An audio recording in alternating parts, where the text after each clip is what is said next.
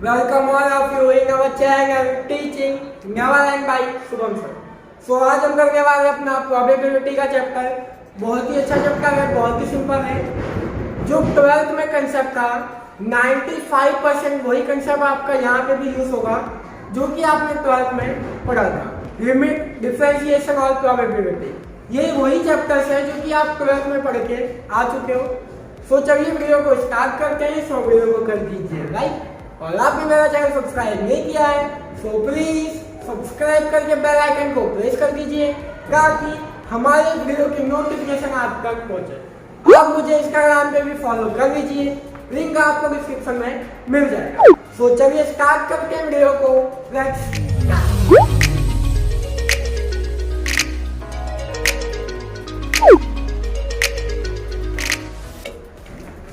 सो चलिए वीडियो को स्टार्ट करते हैं। सो प्रोबेबिलिटी में कई सारे यहाँ पे मेथड्स हैं। So one by one method के हिसाब से बाइफरकेशन करके मैं आपको यहाँ पे पढ़ाऊंगा।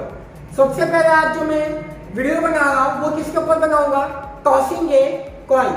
मीन्स अगर आप कोई भी कॉइन को टॉस करते हो तो हेड आने के चांसेस क्या होते हैं, टेल आने के चांसेस क्या होते हैं।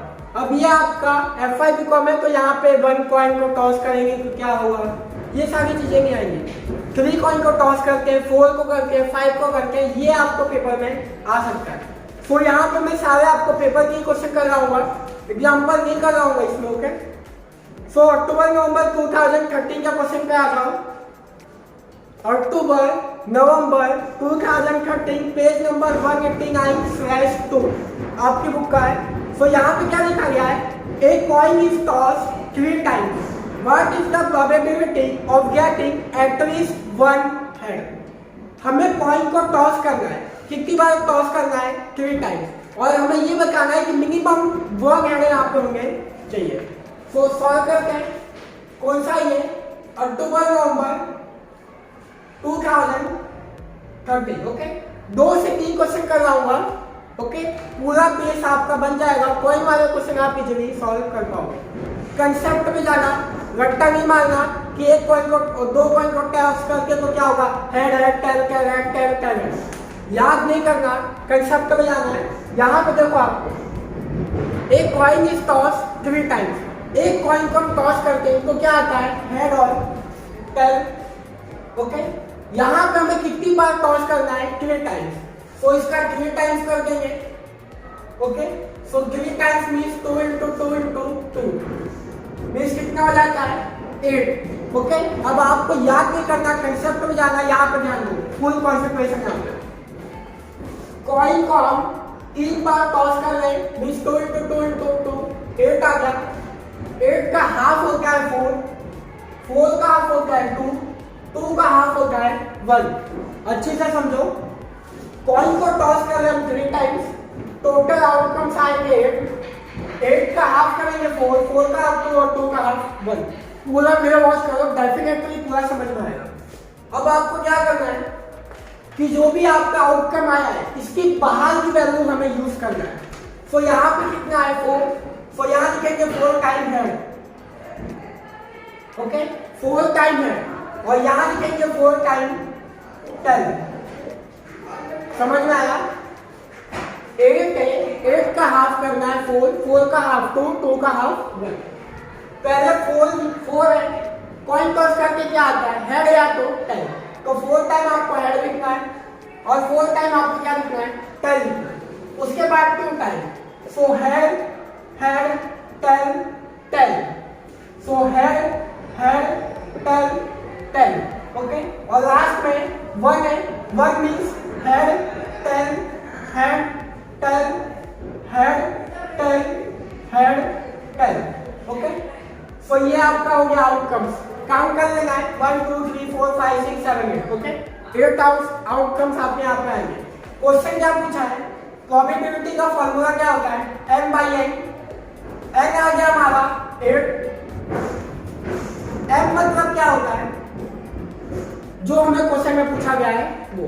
ओके, क्वेश्चन में क्या पूछा है, एटलीस्ट 1 है। ओके, क्वेश्चन को पढ़ो यहाँ पे, एटलीस्ट 1 है, जो हिंदी मीडियम से उन्हें बता दूं, कम से कम 1 हेड आना चाहिए, कम से कम। ओके, सो यहाँ एक से ज्यादा है, एक ये आ जाएगा, 2 3 4, इसमें भी हेड है 5, इसमें भी हेड है 6, ये भी हेड है 7, इसमें हेड नहीं है।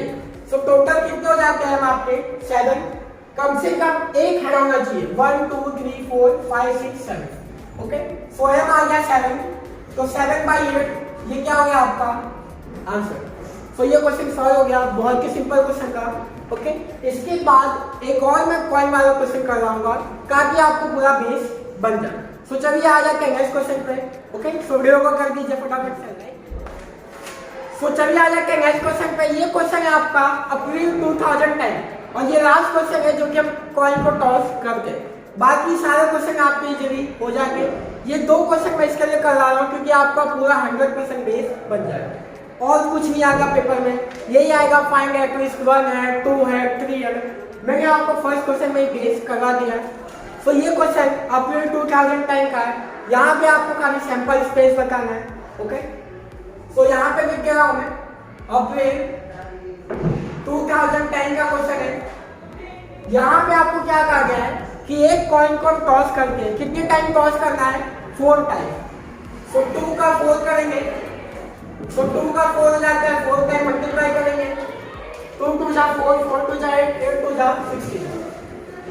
16 का हाफ होता है 8 का हाफ, 4 का हाफ होगा 2 और 2 का हाफ होगा 1।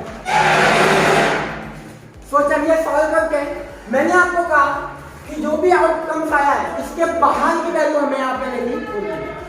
सो यहाँ पे क्या लिखा हुआ है 8। सो यहाँ लिखते हैं 1 2 3 4 5 6 7 8। 8 टाइम्स आपको लिखना है और 8 टाइम्स आप लिखेंगे हम यहाँ पे 10। 1 2 3 4 5 6 7 8। ओके, अब 8 बार हो गया, अब क्या दिया गया आपको 4। सो 4 हेड और 4 टेल। सो 4 हेड लिखेंगे, 4 हेड और 4 टेल।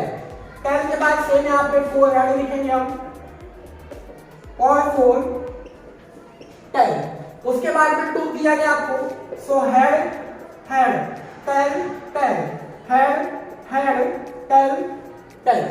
सेम यहाँ पे head head tail tail, head head tail tail. Okay, और लास्ट में आपको दिया गया है 1 means 1 head 1 tail, 1 head 1 tail, 1 head 1 tail, 1 head 1 tail, 1 head 1 tail, head tail head tail head tail. ये क्या हो गया आपका सैंपल स्पेस। आई होप कि आपको समझ में आ गया होगा। ओके, कुछ नहीं था, यहाँ पे आपको सिर्फ सैंपल स्पेस बताना था। अगर पेपर में आ जाए फाइंड आउट 4 टेल, 4 टेल आपको निकालना है। 4 टेल आपका क्या हो जाएगा 1 आउटकम से, सो 1/16। एन आ गया आपका 16। एम में अगर आपको कुछ भी पूछे पेपर में, एटलीस्ट पूछे तो कम से कम एट द मोस्ट पूछे मीन्स ज्यादा से ज्यादा। ओके, एट मोस्ट मीन्स ज्यादा से ज्यादा, एटलीस्ट मीन्स कम से कम। और ये सैंपल स्पेस आपको बनाने आना चाहिए। तो ये 2 क्वेश्चन मैंने आपको करवा दिए। ओके, बाकी के क्वेश्चन 1 या 2 ही क्वेश्चन और होंगे, वो आप सेल्फ प्रैक्टिस में कीजिए। नहीं आता है तो आप कमेंट करना, मैं उसकी वीडियो बना दूंगा। ओके, सो ये बहुत ही सिंपल क्वेश्चन था, यहाँ पे आपको सिर्फ कॉइन टॉस करना है। सो चलिए आ जाते हैं अब नेक्स्ट क्वेश्चन। सो चलिए अब आ जाते हैं डेज में। अगर आपको पूछा गया था 5 थर्सडे और 52 वीक इन ईयर, कुछ भी पूछे ऐसा डेज वाला क्वेश्चन आ जाए तो उसके लिए आपको पूछने करना बहुत सिंपल है। आपको खाली कुछ बातें याद रखना है। सबसे पहले यहाँ पर मैं नोट डाउन करवा देता हूँ। 12 मंथ होते हैं। ओके, एक साल में 12 महीने होते हैं, मींस 1 ईयर में 12 मंथ होते हैं। डेज कितने होते हैं 365 होते हैं। कब होते हैं नॉर्मल ईयर में। नॉर्मल ईयर में डेज 365 होते हैं और डेज 366 होते हैं। कब होते हैं लीप ईयर में। ओके, डेज 365 होते हैं नॉर्मल ईयर में, लीप ईयर में 366 डेज होते हैं। ओके, टोटल 52 वीक होते हैं 1 डे होता है। कब? नॉर्मल ईयर में। ओके, नॉर्मल ईयर में 365 डेज होते हैं, मीन्स 352 वीक का मतलब कितना हो गया? 364 डेज और प्लस 1 365 डेज आपके हो जाते हैं। अगर लीप ईयर होगा तो 52 वीक होगा एंड 2 डेज यहाँ पे होंगे। कब होगा? लीप ईयर में। 52 का मतलब क्या होता है? 364 डेज। ओके, ये आपको याद रखना है। ये बातें आपने अगर याद कर ली तो पेपर में कोई भी क्वेश्चन आपको घुमा के, कुछ भी घुमा के आप इजीली वहां पे सॉल्व कर पाओगे इजीली। ओके, तो एक बार रिवाइज कर रहा हूँ। साल में 12 महीने होते हैं, नॉर्मल डेज 365, लीप ईयर में 366, 52 वीक होते हैं और 1 डे होता है। कब होता है? नॉर्मल ईयर में 365 डेज होता है। वीक मतलब वीक कितने होते हैं? वीक में 7 डेज का क्या होता है? वीक। सो 1 मंथ में 4 वीक होते हैं, ठीक है ना? 1 मंथ में 4 वीक यहाँ पे होते हैं, ये आपको याद रखना है। इतनी बात है।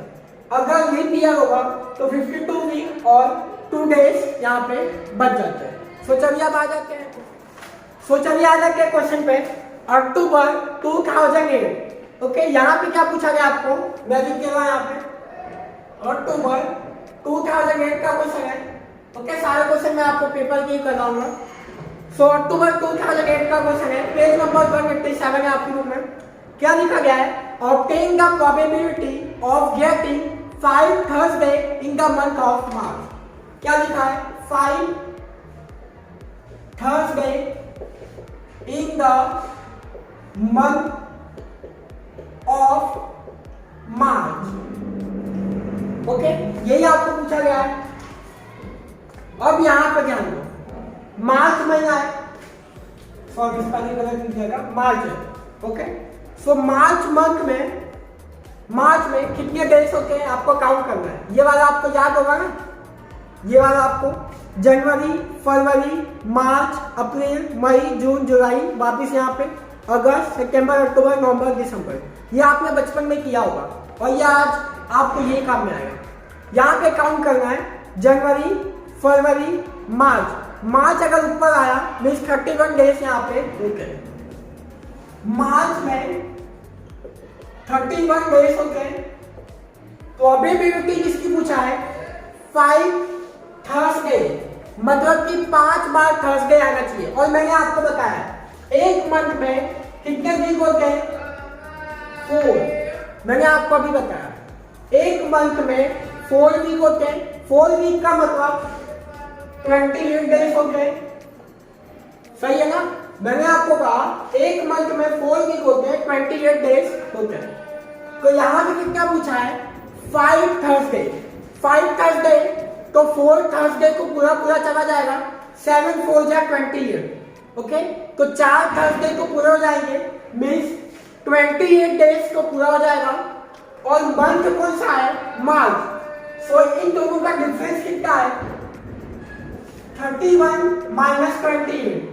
डिफरेंस कितना आ गया यहाँ पे? 3 का डिफरेंस आया। तो आपकी प्रोबेबिलिटी क्या होगी? 3/7। 3/7 क्यों? एक वीक में 7 डेज होता है। तो पीए का फॉर्मूला क्या होता है? m/n। तो n आ गया आपका 7। ओके, m का मतलब जो डिफरेंस है, 5 थर्सडे आपको पूछा गया है, 5 थर्सडे। ओके, सो 5 थर्सडे आपको पूछा गया है, मीन्स 4 थर्सडे को पूरा चला जाएगा, 7 4 जा 28। सो 28 पूरा चला गया। मार्च में 31 डेज होते हैं, सो 31 यहाँ पे आ गया। सो 28 और 31 दोनों का डिफरेंस कितना है? 3 डेज। सो 3/7 क्या आ जाएगा आपका आंसर? 3/7 आंसर क्यों आया? क्योंकि ये आपकी प्रोबेबिलिटी। अब जो 3 दिन है वो कुछ भी हो सकता है, Sunday, Monday, Tuesday, Wednesday, Thursday, Friday, पर हमें क्या फाइंड करना है? थर्सडे। तो उसकी प्रोबेबिलिटी है तो 3 बार तो थर्सडे आने का चांस वहां पे बन जाता है। आई होप कि आपको समझ में आया होगा। अगर नहीं आता है तो आपको क्या करना है? सिंपल सी बात है, 5 थर्सडे 4 थर्सडे का मतलब होता है 28 डेज और लास्ट बचा 8 थर्सडे। सो 8 थर्सडे में क्या होगा 28 और मार्च महीना का है तो 31 डेज, 31 माइनस 28 मीन्स 3 और 1 वीक में 7 डेज होते हैं। सो 3/7 यहाँ पे आ जाएगा। सो ये था अक्टूबर 2008 का क्वेश्चन। सिंपल क्वेश्चन है, बहुत सिंपल क्वेश्चन है, थोड़ा सा लॉजिक आपको यहाँ पे लगाना होगा। सो चलिए आ जाते हैं अब नेक्स्ट क्वेश्चन। सो चलिए आ जाते हैं नेक्स्ट क्वेश्चन पे। अक्टूबर नवंबर 2013,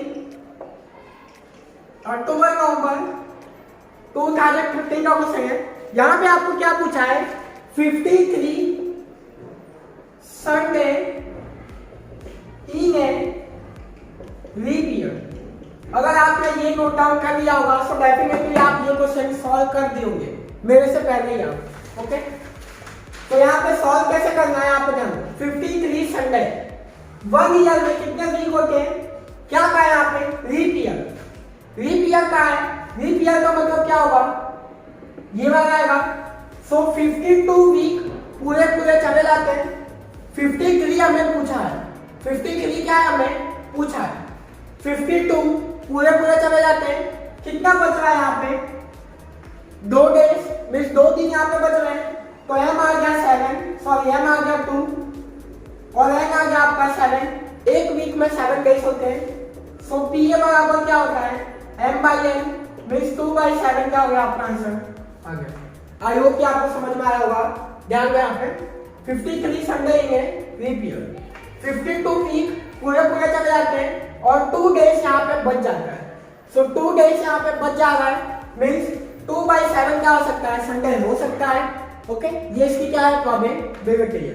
अगर मान लो कि यहाँ पे लीप ईयर नहीं आया होगा, अगर यहाँ पे क्या कहता है नॉर्मल ईयर, ओके, अगर लीप ईयर का आता है कि लीप ईयर नहीं है 53 संडे इन ईयर, लीप ईयर अगर नहीं का होगा मीन्स ये वाला था। तो यहाँ पे क्या बच रहा है 1 डे। तो यहाँ पे प्रोबेबिलिटी क्या रहती है 1/7। लीप ईयर होगा तो 2/7, अगर नॉर्मल ईयर होगा तो 1/7 यहाँ पे आ जाएगा। आई होप कि आपको समझ में आ गया होगा, पूरा कंसेप्ट समझ में आ गया है। सो वीडियो को प्लीज कर दीजिए लाइक और अपने फ्रेंड्स के साथ में शेयर कीजिए। आपने मेरा चैनल सब्सक्राइब नहीं किया है सो प्लीज सब्सक्राइब करके बेल आइकन को प्रेस कर दीजिए ताकि हमारे वीडियो की नोटिफिकेशन आप तक पहुंचे। आप मुझे इंस्टाग्राम पे भी फॉलो कर लीजिए, लिंक आपको डिस्क्रिप्शन में मिल जाएगा। तो चलिए मिलते हैं नेक्स्ट वीडियो में।